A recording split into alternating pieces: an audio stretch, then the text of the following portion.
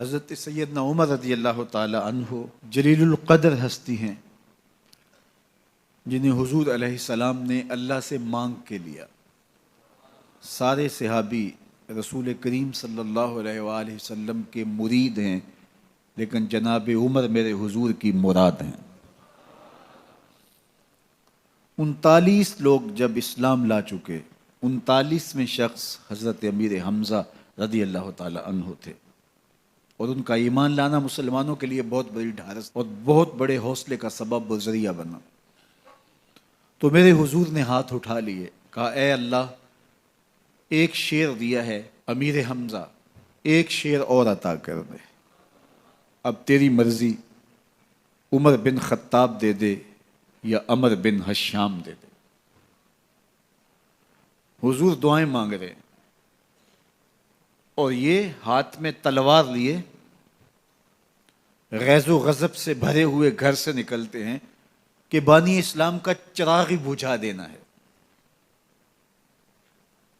راستے میں ایک صاحب ملے اور کہا کہ عمر، تیور کوئی اچھے نہیں لگتے، خیر تو ہے، کدھر جا رہے ہو؟ کہا چراغ اسلام بجھانے جا رہا ہوں، یہ روز کا مسئلہ ختم ہونے لگا ہے میرے ہاتھوں۔ مسکرا کے بولے گھر کی خبر تو لو۔ کہا میرے گھر کو کیا ہوا؟ کہا تمہاری بہن فاطمہ بھی نوکر بن گئی ہے رسول اللہ صلی اللہ علیہ وسلم کی۔ غصے سے بھرے ہوئے اپنی بہن کے گھر کا رخ کرتے ہیں، اندر سے قرآن پڑھنے کی آواز آ رہی ہے، غصہ اور بڑھ جاتا ہے، دروازے کو زور زور سے کھٹکھٹاتے ہیں۔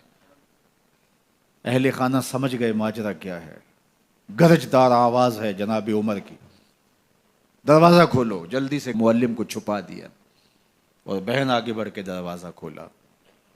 کہا تم سابی ہو گئے ہو، دین چھوڑ دیا تم نے، بتوں کی وفا ترک کر دی اور بے تحاشا مارنا شروع کیا۔ بہن کا سر پھٹ جاتا ہے، خون بہنے لگتا ہے، اور یہ مارتے چلے جاتے ہیں۔ فاطمہ بنت خطاب بولی عمر، تم خطاب کے بیٹے ہو، سنو میں بھی خطاب کی بیٹی ہوں، جو ظلم جو جبر کرنا ہے کرو، میں محمد عربی کا دامن نہیں چھوڑوں گی۔ سوچنے پہ مجبور ہو جاتے ہیں وہ کون سی طاقت ہے جس نے بجلیاں بھر دی اس کے اندر۔ کہا جو تم پڑھ رہے تھے مجھے بھی سنا سکتے ہو؟ کہا تمہیں غسل کرنا ہوگا۔ عمر اپنے بدن کو دھو رہے ہیں، میرا رب دل دھو رہا ہے۔ اتنے میں معلم بھی قرآن لے کر آ جاتے ہیں اور قرآن کی تلاوت ہونے لگتی ہے۔ طٰہٰ ما انزلنا علیک القرآن لتشقی، 14ویں رات کے محبوب چاند، ہم نے قرآن اس لیے نازل تو نہیں کیا تھا کہ تم مشقت میں پڑ جاؤ۔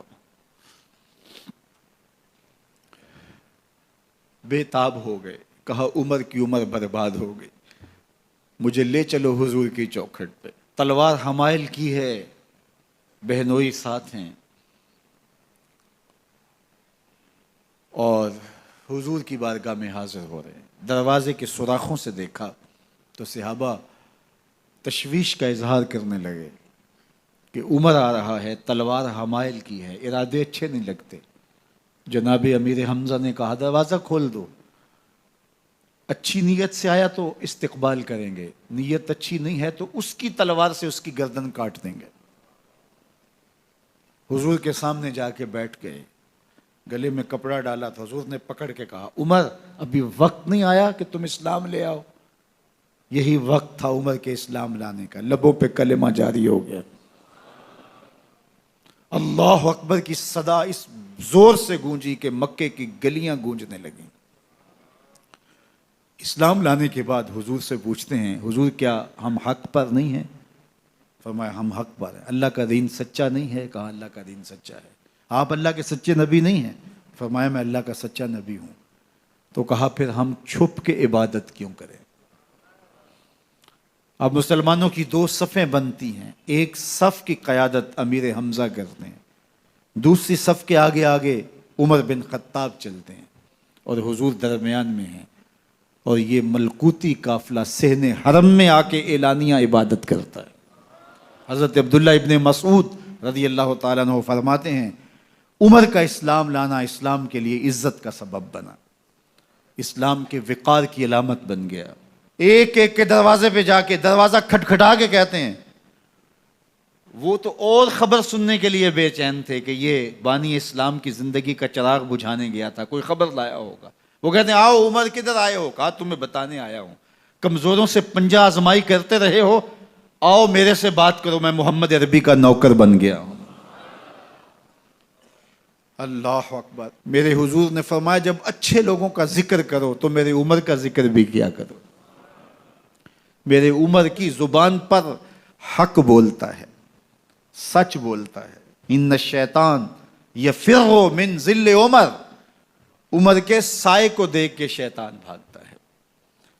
اللہ اکبر۔ اسلام لائے تو زندگی کی ایک ایک سانس اسلام کے لیے وقف کر دی، حضور کا پہرا دیا، حضور کی ناموس کا پہرا دیا، حضور کی شریعت کا پہرا دیا۔ اسلامی فتوحات پھیلیں تو پھیلتی ہی چلی گئیں، کبھی مصر فتح ہو رہا ہے، کبھی ایران فتح ہو رہا ہے، آرمینیا تک مسلمانوں کی افواج پہنچتی ہیں۔ 22 لاکھ مربع میل پر حضرت عمر رضی اللہ تعالیٰ عنہ کی سلطنت پھیل جاتی ہے۔ عدل و انصاف کا دورہ ہوتا ہے۔ زمانے نے دیکھا کہ غیر مسلم بھی عدالت میں کھڑا ہے تو اسے خوف نہیں ہوتا تھا کہ میرے سے ناانصافی ہوگی، اس لیے کہ حکومت عمر کی چل رہی ہے۔ وہ بھی مطمئن ہوتا تھا کہ میرے ساتھ انصاف ہوگا۔